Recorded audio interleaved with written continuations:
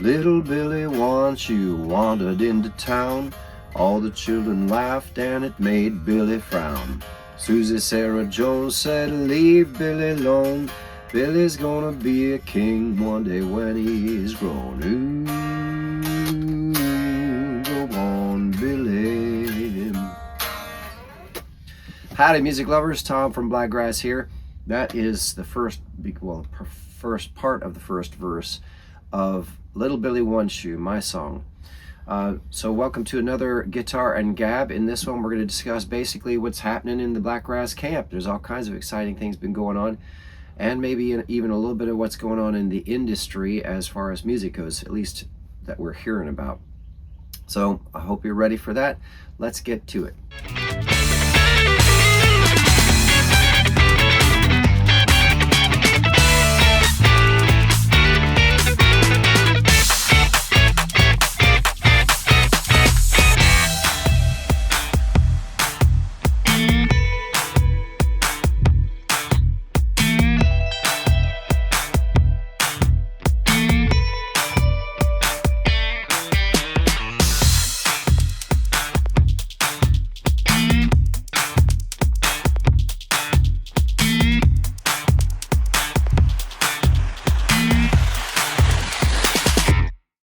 Howdy, music lovers.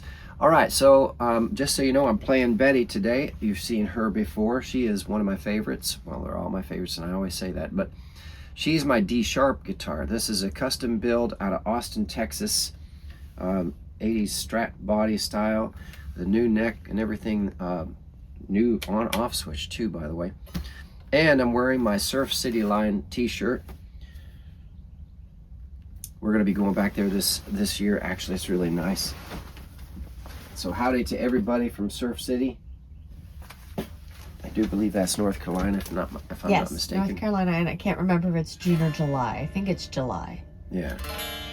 And Little Billy One Shoe actually is a song that I wrote when I was kind of thinking about Kenny Rogers songs. If anybody remembers him from the 70s and 80s, country artist. And his song, not The Gambler, but the Coward of the County. Basically about a young boy who starts out, everybody underestimates him, and then does something with his life and comes out on top. And the cool thing about this song is it starts real slow and real low, but then it ends up picking up steam at the end, even to the point where the song ends on this really fast, high energy guitar solo, basically, which is really fun. You know, I'm using backing tracks right now because I don't have a band, but it's fun to be able to have the backing track emulate what a real band would do in terms of picking up energy and tempo and such. So this song is a lot of fun to play too, because actually I got this, it's real simple. It's just basically a B chord, B7 actually. And I saw Trey Hensley practicing one time. He's a real big bluegrass player. If you don't know who he is, you should definitely check him out. Trey Hensley, fabulous guitar player and singer. He's been doing it since he was a little kid. It's like he's not. I actually think he's better than Billy Strings. Billy Strings is kind of like the young rock side of, or was the young rock side of bluegrass. Trey was more on the kind of traditional, more, I just think he's better, a little more refined in his playing, and he's a little more traditional in terms of performance also. I know that Billy Strings, from the shows that I've seen, or the videos I've seen, because I haven't seen him live, he likes to experiment with, you know, kind of going outside of the bluegrass model, which is cool because it needs to grow. But Trey actually he just seems more, I don't know, to me it seems like he's more polished and stays closer into the country, the hardcore country western and bluegrass style. But anyway, I saw him playing one time and he was doing this thing, you know, and I thought, oh shoot, that's a great movement if you slow it down. Just slow it down, because it sounds like somebody walking down the road. Like a stroll. Just strolling down the road, you know? And so And I thought at that time, I had a lot of high energy songs I'd been writing. I needed something that slowed it down, but wasn't a slow song per se. And I liked the storytelling that Kenny Rogers used to use. So I basically took that lick from Trey Hensley, which is probably a bazillion guitar players and bluegrass players out there do this type of thing. I mean, you're always doing this, right? But the point is, I saw him doing it. It reminded me of how cool something like that could sound. So thank you, Trey.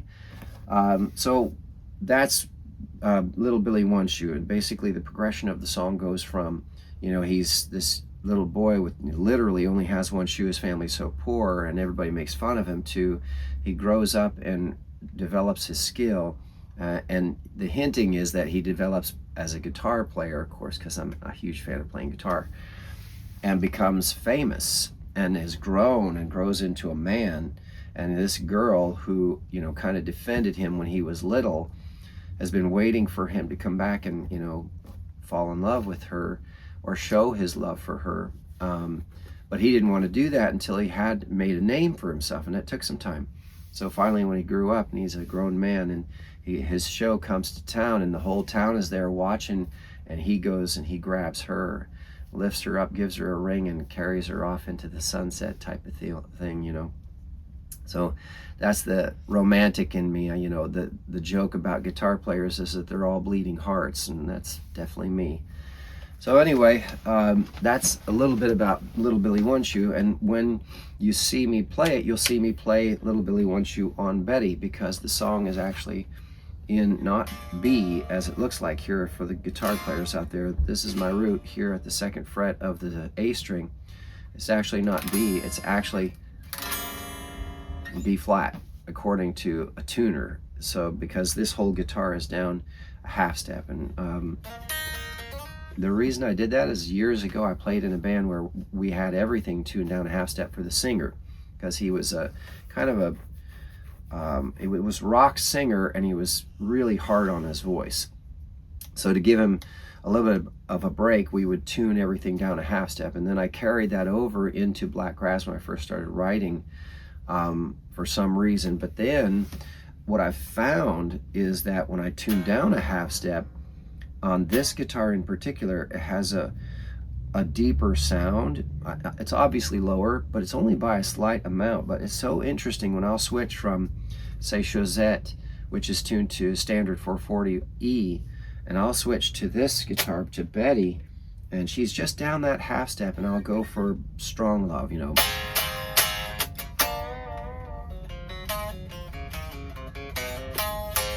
And the tone, something about just that little half step down is so nice and full. It's very different. And so I started writing more songs in the D sharp for the show, so that I wouldn't have to switch guitars quite so often during the show. Because if I only have 1 or 2 D sharp songs, then I go to the trouble of switching guitars and saying, hold on one second, I got to switch, and then the song starts, and it's kind of like it's an awkward part in the show when I have to switch guitars, and I've got 6 that I'm switching through. So I want to make it count. So I'll switch to a guitar and then stay on that guitar for 5 or 6 or 7 songs. Well, with Betty, it's 7 or 8 at this point, because I've got several songs that I've got in D sharp. So that's kind of the thinking there. Since I had these older songs, especially like one of the first songs I ever wrote for my beautiful lady, called Be Easy.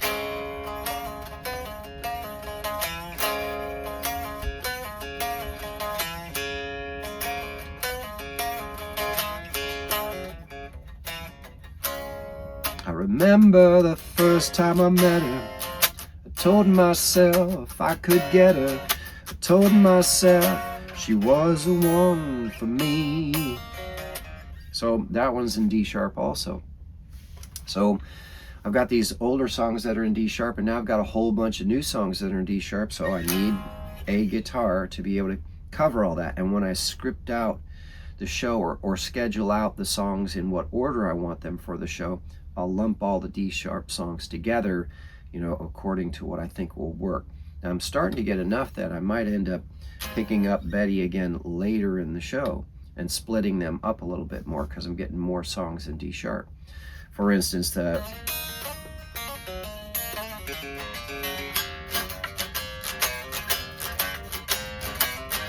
my instrumental Good Vibes is actually in D sharp. So, you know, stuff like that. Anyway, so that's, I went on a little bit of a tangent there, but this video is supposed to be about basically what's going on in the Blakgraz camp, a little bit of an update. So we're still in Texas, and it's been really beautiful weather. We've been fortunate. It rained for a little while. Well, after the big blow of wind and pollen, where we both had a pollen reaction, it was like major. So it was a really big, yeah, it caught us off guard. We were at the one truck stop and at night and taking the Rascal out here, and Martha, you had a real severe reaction. Yeah. So we had First to go time in a inside. long time. First time in a long time. So after a couple of days of that, it started to rain, which kind of washed the pollen away, which helped a lot. But then it got warm. The only challenge was when the rain came, we started to have a brake light come on, Rufus. And I checked everything. The brakes are functioning perfectly fine. And even when I sit and just let it idle and roll, it rolls normal. So the brakes aren't seizing up or anything. I have to take him to get looked at and find out why. It seems like it's an electric challenge because the brake light itself was dimming and then coming on bright and then dimming and going off and then coming on bright. Now, since we worked on the passenger side bearing seal, the front passenger side bearing seal, the ABS light has been coming on occasionally. And all that means is that your anti-lock brake system isn't functioning, but the brakes still work. So I haven't messed with it. I was just like, fine, the anti-locks don't break. I don't like anti-lock stuff anyway. Or they do, and it's just, again, a faulty wiring issue with moisture or something like that. We don't know. Well, that's what I was getting to, because it seems like the brake light came on when the moisture hit. And then since it's triggered the computer, that this light is just now on until it gets shut off again by somebody who knows what they're doing. However, I do want to make sure that I get this checked. So the good news is that Rufus is running fine, and we've been driving fine despite this light being on. And we are going back to San Antonio. We're up in North Texas right now in the Tyler area. And we're going to be heading back to San Antonio pretty soon here for the shows that I've got down there. Plus, we've already scheduled to meet up with Nestor from AAA-1 Truck and Tire Services yeah, to replace the back tires on him. Anyway, I'm going to ask him if he knows someone or if he wants to do it himself, take a look at why that brake light is on. Plus, I think I'm going to give Jeff, my buddy out in North Carolina, Jeff and Beth Hay, a call, because he was the one who actually helped with the wheel bearing, and he's a retired mechanic, and I'm sure he can give me some suggestions to look at as well before I get down to Nestor and see what happens. But like as usual, you know, with Rufus, there's always something. I'm sure if you haven't seen the video, check out the video of us talking about dealing with the toilet. that was different. But you know, you're rolling down the road at 60 or 65 miles an hour, and it's a house. And so everything's doing this, you know, everything's shaking and jumping and bonking, and, you know, no matter how hard you try, especially for something that's been rolling down the road for 26 years, there's going to be stuff that just comes loose. So I'm looking forward to, I got to be honest though, I'm really looking forward to when we can finally afford to just strip him down to the frame and build him right back up. I believe he'll be, not only then will everything work, because there's a lot of stuff like the front AC doesn't even function. which So we'll look into soon. we have AC for the cabin when we're stopped, but when we're driving down the road in the heat on a summer day, there's no air up front. We just have to sweat it out. Just the fan. Just the fan. But which is fine. You know, for now we're building and things are growing, and so it's looking really good, and it gives us, you know, it makes it easier to deal with the things that don't work, the little conveniences and stuff like that. And in the big grand scheme of things, that's not that big a deal. As long as he can get us to the shows and we can keep growing, that's all that matters. Especially since folk like yourself are watching the videos and starting to comment and basically support what we're doing. Is really a miracle and a blessing. And we're completely appreciative. So another update with our new security detail. Sleeping on the job. who is sleeping on the job again. Rascal is progressing incredibly fast. I knew he was smart when I first met him, and I knew he was healthy because I could tell by his gait and the way he stood that he was in good health. He has amazing just skeletal structure, Yeah. good muscle tone, but on top of it, he's incredibly gentle, and he does not bark. Whatever they did with that shock collar must have traumatized him so that now he barely makes any noises at all. And that actually has turned out to be part of the challenge, is he doesn't know how to cue us that he needs something. He doesn't know how to tell us that he's hungry or that he needs to go outside and potty. He had an accident only because we didn't know the communication with him. So now we've been getting better at paying attention to what are his cues, since it's not like a normal dog. Normally dogs will, point at the door and like whine, "Oh, I need to go outside, can you take me out, please? Can I go? I need to potty." He doesn't do that. It's interesting because for now, we've just been taking him on regular times to make sure that he has opportunity to relieve himself, to teach him this is where you do it and this is how it happens. Now he's been starting to get better with a few cues, like where he'll stand and just look at the door, or then pace a little bit and kind of like he doesn't know what to do. He's frustrated and doesn't know how to talk to us, right? Or is scared to vocalize or certain things because of that shock collar. We don't know the extent of what they did. I mean, even good behaviors they could have been shocking him on, Oh yeah, and not realizing that they were basically giving him a lose-lose situation. If he barked to let them know he needed something, he got shocked. If he made a mess because he had an accident because he couldn't tell them that he needed something, he got shocked. So wanted to play, shocked. Wanted to eat, shocked. I mean, right, just because even when he takes treats from us, he's really super gentle. He wouldn't take them at first. He wouldn't at first. You have to put them down. And then also, he won't lick us. He licked Martha a little bit, but then he holds off. And so he must have gotten in trouble for that too. And I know that with dogs, it's a dominance thing. Sometimes. But or often a submissive it can be, thing too. It also is a recognition of that, okay, I'm all right with you. I'm comfortable with you. So he does not have normal communication, and that's been the biggest thing, is learning his communication. And in the process of paying closer attention to him, we have discovered that he is extremely sharp. He learns fast, and he's really, really smart, which is good because he's already picking up on our communication to him, what we expect, He's commands. Also a little stubborn. I don't think that's a he's puppy stubborn. thing. He just doesn't know better. It's not that he's stubborn. It's that he is still a young dog, and we've only been with him for just over 2 weeks. No, just Monday will be 2 weeks. Yeah, Monday will be 2, so it'll be 2 weeks tomorrow. So he's only been with us for 2 weeks. So everything is still very new, and we move around. Even though we have our schedule, and we feed him at the same times, and he goes out regularly, and we walk him and we give him exercise, and we've given him chew toys. That was funny. Even the chew toys, he was hesitant to bite down on. So he had been shocked for all kinds of things, it seems. But even though what's my point? My point is he's just a dog. And they get distracted until they learn to be calm about it, right? To be calm, not to get in their head, ultimately, like he gets sometimes when you were talking about with walking him. We were walking him last night, and we saw an armadillo here in the parking lot. Yes, we're in Texas. And he just started to freak out, and I had to, because he wanted to go chase after it. That was instinct, right? So we're starting to curb those knee-jerk reactions. I had to calm him down and hold him, and I had to really wrestle him because he's strong, and he wanted to go. And I wrestled him and sat him and then held him and then started talking to him, calm down, come back. He gets, instinct, I'm gonna go and get this thing and whatever it is, I don't even know what it is.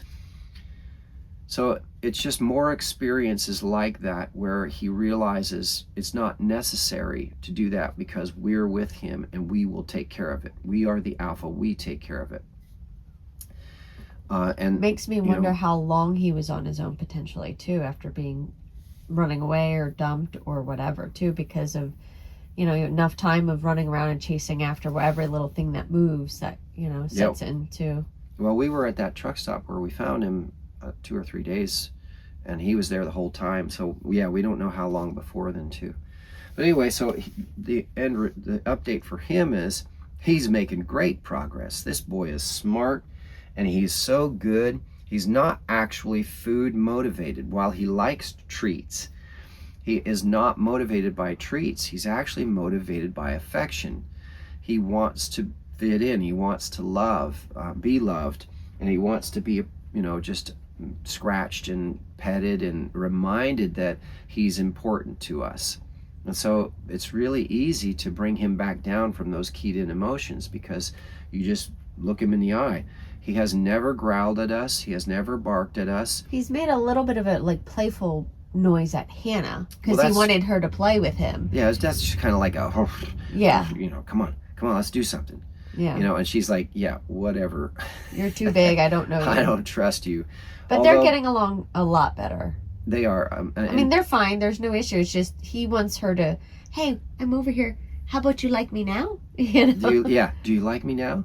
Can we play now? Can we do something now? Now, they are sitting obviously in real close proximity, and they've also sat on the floor in real close proximity now, finally. And then he was on the chair and she was on the stool right next to it last night. Yeah, last night for the first time ever, she was playing, and he was so tired, he was just watching her run up and down Rufus. And then she ran one time up and jumped up onto her stool like she was going to jump on the chair like she used to. And she saw him and stopped and went, oh crap. Oh yeah, you're here. And then so she sat on the stool right next to him on the chair. Yeah. And he just put his head back down. He was so tired. I don't care. So now we have, not only are they doing well, now the other really great update with him, when we first got him, any food we put on the ground, especially for her, he would desperately try to get it. He was so hungry. He would just really work hard to try and get it. And what we discovered was, now that he's been on this better diet and we're giving him treats and we take him out regularly, we put her food down and he doesn't go for it. He's not starving anymore. He's not looking for that nutritional vacuum to be filled. So now if we left it, I suspect he would go after it. Maybe in time if he noticed it or smelled it suddenly. Right, but he's not like, there's food, I need it right now. So that's a really huge step too. But then again, I showed you with the treats, I'm making him wait. And I put it on the floor right in front of him and he stares at it and he won't take it. Yeah. It's that I tell him go ahead. He doesn't know go ahead means you can have it. So I have to pick it back up and hand it to him. Yeah, but he's leaving it really well because he knows now he's going to get it too. Yeah, the treats she has been practicing with, making him be patient, and the food especially is impressive because by then he's really hungry, right? It's we feed him twice a day, and he gets a good amount of food. She'll make him wait to put it down, and then he can go and eat it instead of bum rushing her while she's trying to put it down. So he's really good at listening, and I believe the diet and the attention and the consistent movement are really instrumental. We're blessed that way. Yeah. Is that we have a lot of time during the day with them both. I mean, even if we're working on the computers, we're still with them. We're not gone for, hours at a job. Yeah, so if you're training an animal, this is the optimal type of situation where you're around them all the time. They can study you, they can learn from you, they can, do what you want them to do and get good at it and practice it over and over and over and over again. Now, he still pulls a little bit sometimes when he gets distracted on certain walks. Either by animals or he gets in his head nervous about the cars and stuff too. It's or weird. Even last night, the parking lot was empty here, and he just, certain spots he'll slow down, and then certain spots he's like, I want to get through this. I don't like this spot, or or I smell something and I want to go over here. He's still not completely paying attention to us, although he's getting much better at that. So I really honestly believe it's only just a matter of a little bit more time, a couple more weeks, or maybe even a month or so, and he'll be just perfect. We intend to start training him off leash too, so that he responds to verbal and whistle commands. He's also, his wounds, they weren't full on wounds, but like like eczema, one of which was really, they were all really dry and tough, and then one was like scabbed over. They're all healing really well. Fur is starting to grow back because I have him on a raw food diet. Well, raw and he's food, really making a difference. And you've been using the castor oil with Pearl. With Pearl, yeah, I've used that a few times, or the Pearl directly in with his food too for healing. Yeah, so he's getting good treatment. And he did really good too, because there was only one time you had to be on top of him because he was being a little aggressive with her early on. Mm-hmm. And then a few days later, I don't remember if it was here at the other place, I was scratching him and I saw a tick trying to go on to him. Oh gosh, yeah. And so we're together trying to find it, because he's short haired, even though he's darker fur, it didn't matter. But I was able to use a tweezer and start looking, and he finally realized. He was like at first a little bit panicking, didn't want to be, thinking we were holding him down again, like he was in trouble. Yeah. No, but then he relaxed and allowed us to get it. We were able to get it before it burrowed into him. So then I used some coconut oil with some essential oils on and around the collar, and then on his fur as well, because coconut oil, and he doesn't lick any of it off. Yeah, which is really good. He's not a big licker, so even when I put the Pearl and castor oil on, he doesn't let that, he doesn't lick it. Not that it would hurt him, either of those two items either, but he's, So now we use the essential oils, plus you've been giving him bentonite clay. I only did that once. Actually, I've been using like garlic clove every couple of days. He gets a garlic clove. And the garlic. So that's coming out through his skin to kind of help repel fleas and ticks and things like that naturally without having to use chemicals. So he's coming along really nicely, and these two are starting to actually, now here's the funny thing. We've got another, I guess, a last Arctic blast coming here in the next few days. So it's going to be chilly. Like tonight and into tomorrow the next day. And he actually runs really hot. His body temperature is always warm. And I believe this one, being a creature of comfort, the cat, the road manager, Hannah is going to suddenly be best friends with him when it's cold. When he's sleeping and it's cold. When he's sleeping, don't move. I'm just coming here to lay down. I want to lay down on you because you're nice and warm. You're hotter than mommy is. Yeah, and they're working on stuff, and I'm cold and I need to get warm. So I suspect they're going to become really best buds when this cold weather hits. I'm hoping to catch it on video. Yeah, that'll be fun. So that's the update with our new security officer here, Mr. Rascal, and Hannah, our road manager, and of course with Rufus. We're getting other stuff. We just ordered another battery, so we're finally gonna have the 2 batteries, so we'll have 600 amp hours. And then we have the insulation here. Yeah, we got insulation for the batteries, so I can put that on. Supposed to help with cold and hot weather, just to kind of help it maintain a temperature and stuff. Yeah, so that'll be very helpful. Then of course we worked on some other stuff. It's just really nice. Things are coming together really nicely for this year. We're at 79 shows, and I'm sure I'm going to hit that 100 in no time. So I'm still making calls and emails and Facebook. I didn't hit my goal, which was to get 100 by the end of February, and now it's coming in the middle of March. But you know what? I'm so happy with the 79 that I've got and the wonderful places that we're going. And especially with 3 festivals now. We're going to have 3 festivals this year. We've got in the middle of nowhere in Kansas in September. And we've got in April, we've got the Lexington Anthony's Car Show. And now we've got the May one. May Day. With Lisa T. May Day Music Fest. That in Sneed. In Tuscumbia. And that's super, super cool because in Tuscumbia, it's right next to Muscle Shoals. And I have my new song called Alabama Bam that mentions Muscle Shoals in the song. So that's kind of another, I think that's what you call a miracle. Well, I wrote a song with Muscle Shoals mentioned in it long before I knew I was going to be going there again. And son of a gun, we get a music fest. Yeah, you just haven't played it out yet to just get which you'll be doing this weekend. Yeah. And I would say too, with what we've got for shows, I mean, we didn't have this many shows booked last year that quickly. We were going 1, 2, or 3 months out max, unless it was 1 or 2 places where they knew we were coming back around and they didn't have anything until later in the year. So we weren't booked out this much this quickly. And so we're going to get more before the end of this month. And even if we worst case didn't, there's a lot of people that book last second that we'd be using to fill in that we've played with before. That we've played with before or whatever. It's a matter of some people plan out the whole year, some plan out half, some plan by quarter, some plan monthly or barely because of whatever they're doing. So the fact that we were organized, but we were still building out the brand and getting people aware of what we are and filling out the schedule last year, it's very different this year. It's very different from every year before this. I don't think I've ever had this many shows, especially for this much money being scheduled in advance that far. Yeah. The year before, when I really felt good, I had 6 months. Even with the tribute bands that you were with, or cover bands, it wasn't that consistently booked out. Nope, not that far out, and not that many shows, and not that much money either. Yeah, it was very different. It's very different now. I've never experienced this before. One more thing about that music fest for May Day. Yeah. Make sure you come. That's 6,000 to 10,000 people coming to this thing.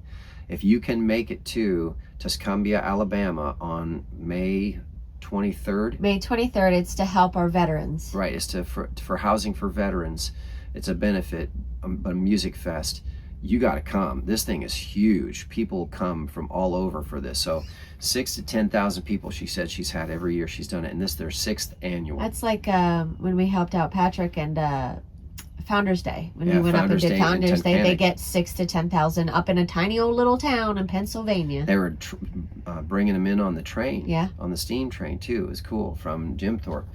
So it's just looking really good. As far as updates go, man, I couldn't ask for much more except to hit that 100 mark. Really. We got 2 shows this weekend. Yeah, we got 2 shows this weekend. We're going to Spicewood, Texas, and we're going down to Bulverde again. Yep. So it's very exciting to go to the new place and then back to Rebecca Creek, who we are good friends with, and we'll have more videos about with putting in the new battery and some of the other updates and stuff we're doing. We've been just working on the schedule a lot, but we'll be fixing up, maybe even doing some custom build furniture or whatever. Custom build furniture right here out of Rufus. Because everything out there is just particle board and just crap for what they charge. So you go through a store and they're looking for $179 for junk, cardboard, particle board that junk you have to put together, and it's so rickety. And you want me to pay $179 for a thing that's obviously, it will never survive Rufus. It would never survive in this camper. It would just shake apart. I'm not paying that. If I have to pay that much money, I'm just gonna put wood together and do it myself. Which we're, I think, gonna seriously do sooner than later, for at least back over where you are over on this side. Yeah, all I need is a couple tools, and I've already got everything else. I've even got screws and nails and everything. So much extra stuff down below. So anyway, so there you go. That's our update today. Thanks to everybody who's been supporting us. Make sure, if you haven't already, subscribe and like the video. That helps get us out to other folks who might be interested in what we're doing. Tom from Blakgraz. Also, make sure you check out the links down below. We've got CDs for sale and merch online for sale.